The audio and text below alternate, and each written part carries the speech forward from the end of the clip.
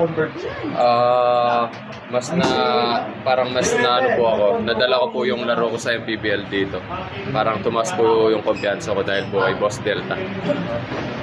Parang obviously mabilis yung transition mo dahil Pampanga sa PBL, Converts at same lang naman yung... Oo nga po. Tsaka unang-una pong pinaano pa ako sa akin ni Boss Delta yung weight po talaga eh, yung timbang ko, kaya medyo sabi niya bawasan lang para medyo makasabay po ako sa...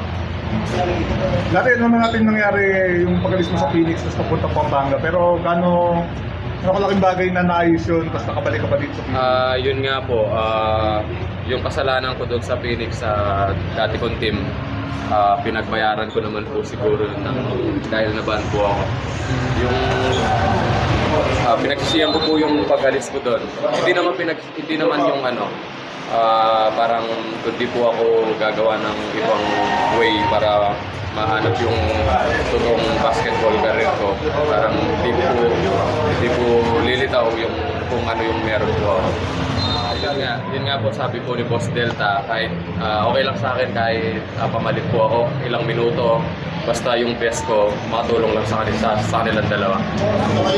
Para kahit papano yung pagod nila may saan konti.